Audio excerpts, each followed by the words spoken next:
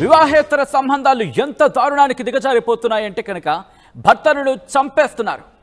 పెళ్లి చేసుకోవాలంటేనే భయపడిపోయేలా ఇటు కొంతమంది భార్యల ప్రవర్తన ఉందనడంలో ఎటువంటి అతిశయోక్తి లేదు.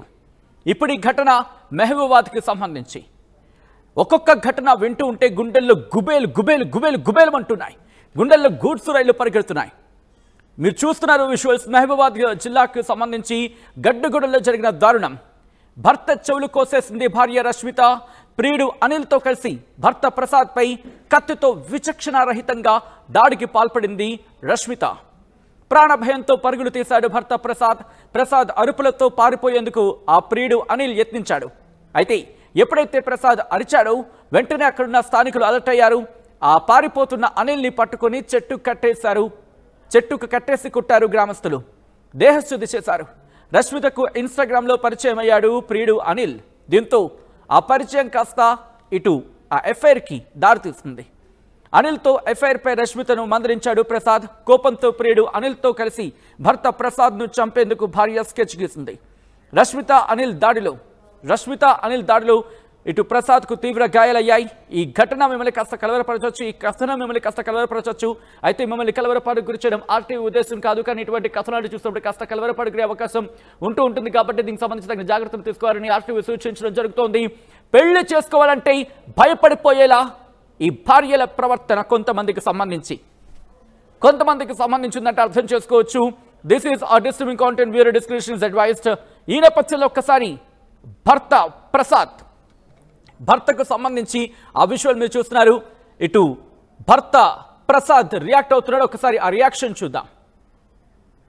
ఆల్రైట్, అంతకన్నా ముందు ఇటు ప్రియుడు అనిల్ ని పట్టుకొని దేహశుద్ధి చేశారు స్థానికులు. ఒక్కసారి అక్కడ ఎటువంటి పరిస్థితులు ఉన్నాయో చూద్దాం. సంపేతారు నిజం చెప్పురా, లేదా సంపేతారు.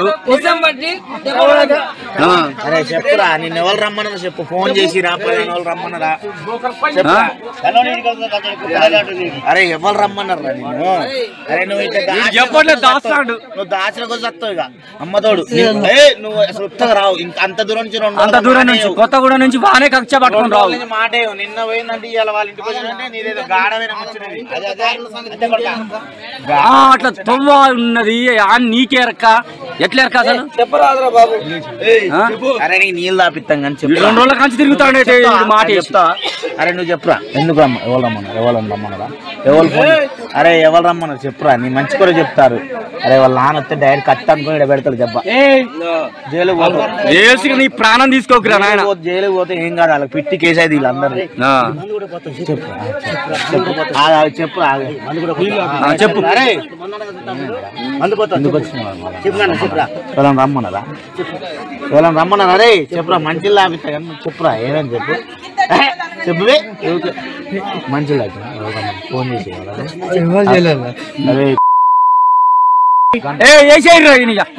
మరి ఇప్పుడు చెప్పినప్పుడు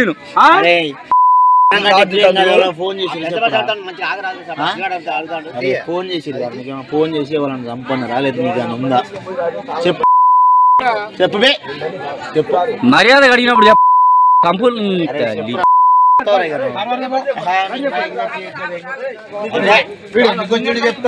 చంపుతారా? మంచిగా చెప్పురా. ఈయన మంచిగా అడుగుతాడు రా. నీళ్ళ రమ్మన్నారా? చెప్పురా. రమ్మన్నారు చెప్తే ఏమన్నారు వీళ్ళంతా? రైట్, అది మీరు చూసారుగా. అక్కడ ఎంతమంది ప్రశ్నిస్తున్నా కూడా సమాధానం చెప్పకుండా, ఉలుకు పలుకు లేకుండా చెట్టుకు కట్టేసిన ఆ అనిల్ ఎక్కడ కూడా మాట్లాడుతున్న పరిస్థితి లేదు. ఎవరైనా రమ్మన్నారంటే మాట్లాడట్లేదు. అసలు ఏమీ రియాక్ట్ కాని పరిస్థితి. భయపడిపోయాడు. చుట్టూతా ఆ స్థానికులకు సంబంధించి చుట్టూతా వాళ్ళందరూ ఉన్న నేపథ్యంలో వాళ్ళందరినీ చూసి భయపడిపోయాడు అనిల్. ఈ క్రమంలోనే ఎక్కడా నోరు మెదపని పరిస్థితి. భయపడిపోయాడు. నీళ్లు తాగమంటే కూడా కనీసం నీళ్లు తాకిన పరిస్థితి. ఈ నేపథ్యంలోని ఇటు రష్మిత అత్త, ప్రసాద్ తల్లి రియాక్ట్ అయింది. ఆవిడేమంటున్నారో ఒకసారి చూద్దాం. వీరభద్రమ్మ, మాది గడ్డిగూడెం, నా కొడుకే. అయితే నిన్న తల్లిగారింటికి పోతానని పోయిందంట మా కోడలు. ఇక నా కొడుకు ఇంటికాడనే ఉన్నాడు. పోయింది, చూసింది, ఇక బస్సుకు వచ్చిందని అంటే నా కొడుకు బండి తీసుకొని వస్తానని పోయిండు. 7 అన్నట్టు తీసుకొని వచ్చిందంట. తీసుకొని వస్తే వీళ్ళని చూసుకుంటేనే వాడు వచ్చేసిండు. వచ్చేసి ఇక వీళ్ళు అన్నం తిన్నారు, వీళ్ళు పండుకున్నారు. పండుకునే సయాన మరి ఇక ఆమెకు ఫోన్ చేసిండో ఇక వాడే చేసిండో ఈమె చేసిందో నైటు ఇక 12 గంటలకు వచ్చి ఇక పన్నోని మీద పడ్డాడు ఇక కత్తి పట్టుకొని పడ్డంగానే ఇక ఆమె ఏం చేసింది లైట్ బంద్ చేస్తాంగా రష్మిత లైట్ అనేసరికి లైట్ ఎత్తలేదంట వేయకుండా వాడు మీద పడి ఇట్లా మెడకాయ పట్టిండంట గల్ల పట్టిండు ఆమె ఈయన మీదనే కలబడుతుందంట అబ్బాయి ఇద్దరు నా మీద కలబడతారా అని లేచి ఇక అటువంటి ఇటోని కానీ లొల్లి పెట్టేసరికి ఇక ఇంటి పక్కలు లేచి ఏందని అందరు కమ్ముకున్నారు అన్ని పట్టుకునేసరికి ఇక వాని కట్టేసి ఏమంటుంది ఇక వాని దండ వద్దంటే ఈయన కంతలకి అసలు కత్తితోటి పోరాటం చేసిండుగా ఆ చెవులు అవన్నీ ఆరాటం అయ్యేసరికి మేము పోయి మొత్తుకొని చేసి ఇక అంబులెన్స్కి ఫోన్ చేసినాం ఈ అబ్బాయిని తీసుకొని మేము వచ్చేసినాం ఇక వాని ఆడ కట్టేసినాం గడ్డి కూడా కట్టేసి ఇక పోలీసు వాళ్ళకి ఫోన్ చేస్తే వాళ్ళు వచ్చి తీసుకొని వచ్చేసారు నా పేరు రైట్ చూసారుగా ఇటు ప్రసాద్ తల్లి రియాక్షన్ ఇదే అంశానికి సంబంధించి బాధితుడు ప్రసాద్ కూడా రియాక్ట్ అయ్యాడు అసలు ఏం జరిగిందనేది ఆ తల్లి అంటే ప్రసాద్ తల్లి చెప్పిన వర్షన్ మనం చూసాం ఇప్పుడు ఏం జరిగింది లైట్ ఏమంటే వేయలేదట ఎవరు రష్మిత ఈ నేపథ్యంలో ఒకసారిగా ఆ అలికిడికి ఒకసారిగా ప్రసాద్ లైట్ ఏమంటే ఎక్కడ వేయలేదు అనుమానం వచ్చిన తర్వాత ఒక్కసారిగా తనకు తేరుకుని ఆ పరిస్థితుల్ని చక్కబెట్టుకునే సందర్భంలో ఇద్దరు కలిసి ఒక్కసారిగా అటాక్ దిగారంటూ కూడా ఇటు ప్రసాద్ తల్లి చెప్తున్న పరిస్థితి ఈ నేపథ్యంలో ప్రసాద్ ఏమంటున్నాడు అసలు ఏం జరిగింది ప్రసాద్ మాటల్లో విందాం ప్రసాద్ మా ఊరు గడ్డిగూడెం గ్రామం నైటు నాకు గుర్తు తెలియని ఒకడు వచ్చిండు మా భార్యకి తెలుసు అక్రమ సంబంధం పెట్టుకొని నన్ను చావడానికి నైట్ 12:30కు వచ్చి కత్తితోటి ఎక్కడ పడితే అక్కడ కొట్టడం గుద్దడం జరిగింది ఎట్లా పరిచయం అయింది అన్న సంగతి మనకు తెలియదు ఇది మొబైల్ ద్వారా అయిందా లేకపోతే ఇది వాళ్ళ అమ్మలు ఇంటికి పోయినప్పుడు తెలుసా అది మనకు తెలియదు అలాగే పాకాల కొత్తగూడెం అటు ఆ ఏరియా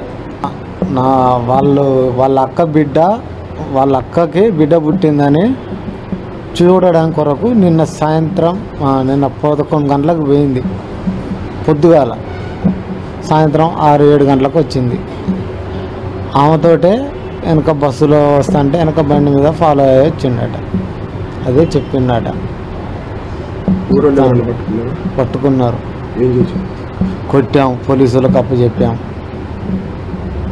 మర్డర్ కేసు కింద వాళ్ళని బయటికి వెళ్లకుండా పెట్టారు నా పేరు మేడ ప్రసాద్ మా రైట్ అది ప్రసాద్ వర్షన్ ఈ నేపథ్యంలో పోలీసుల ఇన్వెస్టిగేషన్ ఎంతవరకు వచ్చింది పోలీసుల ఇన్వెస్టిగేషన్లో ఎటువంటి విస్తుపోయే నిజాలు బయటపడుతున్నాయి డీటెయిల్గా మాట్లాడుకునే ప్రయత్నం చేద్దాం మా ప్రతినిధి వెంకటరత్నం అప్డేట్స్ అందించేందుకు సిద్ధంగా ఉన్నారు వెంకటరత్నం పోలీసుల ఇన్వెస్టిగేషన్లో ఇటు రష్మిత ఏమంటోంది అనిల్ ఏమంటున్నాడు వీళ్ళిద్దరికీ సంబంధించి ప్రస్తుతం ఇన్వెస్టిగేషన్ ఎంతవరకు వచ్చింది at the same time Prasad తల్లి వర్షన్ కూడా తెలుసుకునే నేపథ్యంలో వీళ్ళిద్దరైనా లేకపోతే ఇంకెవరైనా వీళ్ళకి సహకరించారా అనే కొనలో కూడా పోలీసుల దర్యాప్తు జరుగుతోందా ఎంతవరకు వచ్చింది ఇన్వెస్టిగేషన్ ఓవరాల్గా అయితే ప్రస్తుతం ఇక్కడ ఈ సంఘటన జరిగిన తర్వాత గ్రామస్తుల సూచన మేరకు గ్రామస్తుల సమాచారం మేరకు పోలీసులు అక్కడికి చేరుకొని వీళ్ళిద్దరిని అరెస్ట్ చేశారు ఇక్కడ ఖచ్చితంగా ఇది అక్రమ సంబంధం అని చెప్పి తెలియడంతో ఇక్కడ ఉన్నటువంటి స్థానికులు కూడా కొంత వివరాలు కూడా ఇప్పటికీ ఈ ఎవరైతే వచ్చినటువంటి వ్యక్తి ఎవరనేది ఇంతవరకు తెలియదు కానీ ఈ ఎవరైతే రష్మిత ఉన్నారో తనకు మాత్రం తెలుసు అని చెప్పి ఇటు భర్త చెప్తున్నారు అలాగే వాళ్ళ తల్లి కూడా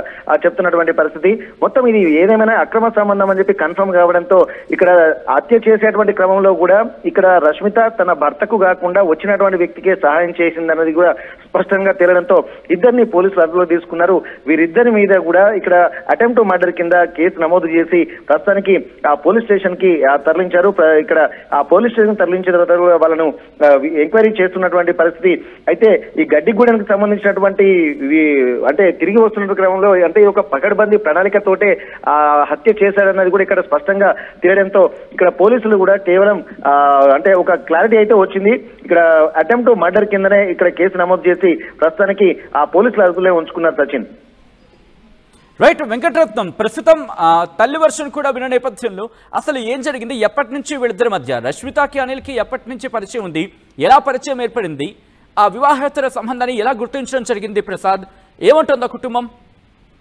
ఇప్పటి వరకు ఎప్పటి నుండి అనేది ఒక క్లారిటీ లేదు, కానీ ఇన్స్టాగ్రామ్ లో కూడా ప్రసాద్ భార్య రష్మితకు, అలాగే ఇప్పుడు వచ్చినటువంటి వ్యక్తి అనిల్ కు, ఈ వీళ్ళిద్దరికీ కూడా గత కొద్ది కాలం నుండి ఇన్స్టాగ్రామ్ లో పరిచయం అయిందని చెప్పి చెప్తూనే ఉన్నారు. అయితే దీనికి సంబంధించి కూడా తన అక్క డెలివరీ అయిందని చెప్పి వెళ్ళేటువంటి క్రమంలో ఇక్కడ తను బైక్ పై వస్తున్నటువంటి క్రమంలో ఈ అనిల్ కూడా భర్త అలాగే తన భార్య ఎవరైతే రష్మిత వీళ్ళని ఫాలో అవ్వకుండా వచ్చినటువంటి క్రమంని మొత్తం వాళ్ళు వివరించారు. అయితే ఇంటికి వచ్చిన తర్వాత కూడా వీళ్ళు తిని నిద్రపోయేటువంటి సమయం వరకు వేచి చూశాడు. తను అప్పటి వరకు ఈ అనిల్ అనేటువంటి ఎక్కడున్నారో తెలియదు. ఒక కొత్తగా వచ్చినటువంటి ఆ వ్యక్తిని కూడా గ్రామస్తులు కూడా ఎవరు గుర్తుపట్టలేదు. ఎప్పుడైతే అనిల్ ఇక్కడ ప్రసాద్ పై దాడి చేసి హత్య చేసేటువంటి క్రమంలోనే కూడా తను రక్షించుకునేటువంటి క్రమంలో బయటకు వచ్చేటువంటి సమయంలోనే ఇక్కడ గ్రామస్తులు కూడా అతని అరుపులకి వచ్చి అతన్ని పట్టుకుని దేహశుద్ధి చేయడం జరిగింది. తనను రష్మితను అడగడంతో తను కూడా ఏం సమాధానం చెప్పలేకపోయింది. చెట్టుకు కట్టేసి చితక బాదిన తర్వాత తన పేరు అనిల్ అని చెప్పి ఈ కొత్తగూడెం పరిసర ప్రాంతాల నుండి తను వచ్చినట్టుగా ప్రస్తుతానికైతే ఒక విషయాలైతే తెలుస్తున్నాయి. కానీ ఇక్కడ అక్రమ సంబంధం ముసుగులోనే ఇక్కడ తను ఈ రష్మిత కోసమే ఇక్కడికి వచ్చాడు. ఇతను అంటే ప్రసాద్ను చంపేసిన తర్వాత అంటే వీళ్ళు సుఖంగా ఉండొచ్చు అనే ఒక ప్లాన్ తో ఉన్నట్టుగా తెలిసింది. ఆ తర్వాత ప్రస్తుతానికి వీళ్ళకు పూర్తి వివరాలు కూడా పోలీసులు కూడా దర్యాప్తులో చేస్తున్నటువంటి పరిస్థితి కనిపిస్తుంది. ఏదేమైనప్పటికీ కూడా అంటే రష్మిత ప్రోద్బలంతో రష్మిత ప్రణాళిక ప్రకారమే ఇతను అనిల్ అనేటువంటి వ్యక్తి కూడా ఈ హత్యకు పురికొల్పినట్టుగా ప్రస్తుతానికి తెలుస్తుంది. సచిన్ రైట్ వెంకటరత్నం, మొత్తంగా విజువల్స్ మీరు చూస్తున్నారు. ఈ కథనం మిమ్మల్ని కాస్త కలవరపరచొచ్చు, అయితే మిమ్మల్ని కలవరపడకు గురి చేయడం ఆర్టీవీ ఉద్దేశం కాదు. కానీ ఇటువంటి కథనాన్ని చూసినప్పుడు కాస్త కలవరపడకు గురే అవకాశం ఉంటుంది. కాబట్టి దీనికి సంబంధించి తగిన జాగ్రత్తలు తీసుకోవాలని ఆర్టీవీ సూచించడం జరుగుతుంది. This is disturbing content, video description is advised. Hospital bed మీద చికిత్స పొందుతున్న ప్రసాద్కి సంబంధించిన విజువల్స్ మీరు చూస్తున్నారు. ఒక్కసారిగా వివాహేతర సంబంధాలు ఆ కుటుంబాన్ని పూర్తిగా విచ్ఛిన్నం చేసేస్తున్నాయి. ఎందుకు ఆ అంశాన్ని కొంచెం మనం మాట్లాడుకుంటున్నాం మాటి అంటే ఒక్కసారి చూడండి, పెళ్లి చేసుకోవాలంటే భయపడిపోతున్న పరిస్థితులు నెలకొంటున్నాయి. ఎందుకంటే వివాహేతర సంబంధాలు ఇన్నాళ్ళు వివాహేతర సంబంధాలకి మహా అయితే ఇటు భర్తను వదిలేసి ప్రియుడితో పారిపోయిన సందర్భాలు అక్కడ వరకు చూసాం. కానీ గత 2 ఏళ్లుగా ఇటు ప్రియుడి సాయంతో భర్తలని లేపేస్తున్నారు, భర్తలని చంపేస్తున్నారు, ఇటు పిల్లల్ని చంపేస్తున్నారు. ఇలా కుటుంబాలని చంపేసి కుటుంబాలని విచ్ఛిన్నం చేసుకొని కుటుంబాలని బలి తీసుకొని పోనీ వీళ్ళేమైనా బాగుపడుతున్నారా ఇన్ కేస్ అని అంటూ ఉంటారు కదా. ఎందుకంటే ఒకరిని చంపేసిన తర్వాత నేను బాగుండాలని కదా చంపేస్తారు. ఆ సందర్భం కదా ఈ క్రిమినల్ మైండ్ సెట్లో. పోనీ వీళ్ళైనా బాగుంటున్నారా అంటే కనుక లేదే. ఏ కోణంలో ఎప్పుడైనా బయటపడిపోతున్నారు, ఎప్పుడైనా దొరికిపోతున్నారు. దొరికిపోయిన తర్వాత జైల్లో ఊచలు లెక్కబట్టాల్సిన పరిస్థితి. ఎవరైనా కూడా వివాహేతర సంబంధాలకి వెళ్ళాలనుకునే ఆలోచన ఏదైనా ఉందా? ఇటువంటి ఘటనలు ఒక్కసారి చూడండి. మీ భర్తని చంపేయాలి ప్రియుడితో అనే ఆలోచన ఎక్కడైనా ఉందా? వెంటనే దాన్ని విరమించుకోండి, దాన్ని రద్దు చేసుకోండి, వెంటనే దాన్ని తుడిచిపెట్టేసేయండి. అండ్ ఆ వివాహేతర సంబంధం నుంచి బయటపడి మీరు మీ భర్త మీ పిల్లలతో సుఖంగా ఉండే ప్రయత్నం చేయండి. కూడదు వివాహేతర సంబంధం. ఆ వివాహేతర సంబంధాన్ని క్రమ సంబంధంగా మార్చుకునే ప్రయత్నం చేయాలనుకుంటే కనుక లీగల్గా విడిపోండి. మీ భర్త బాగుంటాడు, మీ పిల్లలు బాగుంటారో బాగోరో వాళ్ళ జీవితం ఏదో వాళ్ళు పడతారు. కానీ మీ వివాహేతర సంబంధాలకి ఆ భర్తని ఆ పిల్లల్ని బలి తీసేసుకుంటే ఏముంది? ఇంకా మీరు కూడా గుర్తుపెట్టుకోండి, ఏ రోజైనా దొరికిపోతారు. ఒకవేళ అటువంటి ఘటనలకు పాల్పడితే ఎక్కడ ఏ మూలనున్నా వెతికి పట్టుకునే సత్తా ఇటు మన భారత పోలీసులకు ఉంది, మన బలగాలకున్నాయి. కాబట్టి మీరు తప్పించుకోలేరు. ఈరోజు ఈ ఘటన కూడా ఒకసారి చూడండి. దొరికిపోయిన తర్వాత చంపేద్దామని ప్రయత్నం చేస్తే ఎవరు మాత్రం ఊరుకుంటారు? స్థానికులు ఊరుకుంటారా? ఈ నేపథ్యంలోని సదరు వ్యక్తిని ఆ అనిల్ని పట్టుకున్నారు, చెట్టు కట్టేసి దేహశుద్ధి చేశారు స్థానికులు. ఈ కథనం కాస్త కలవరపరచొచ్చు. దీనికి సంబంధించిన జాగ్రత్తలు తీసుకోవాలని ఆర్టీవీ సూచించడం జరుగుతోంది. This is disturbing content, video description is advised. ఒక్కసారి ఈ ఘటనకు సంబంధించి మరీ ముఖ్యంగా ఇటు ప్రసాద్ తల్లి రియాక్ట్ అయ్యారు. ప్రసాద్ తల్లి ఏమంటున్నారు అనేది ఒక్కసారి చూద్దాం. ఎందుకంటే ఆవిడ డీటెయిల్గా చెప్పుకొచ్చారు అసలు ఏం జరుగుతుంది అనేది. ప్రసాద్ తల్లి ఎవరైతే భర్త మీద అటాక్ చేస్తున్న కుటుంబం అంటే రష్మిత అత్తగారు, ప్రసాద్ తల్లి ఆవిడేమంటున్నారో ఒకసారి చూద్దాం.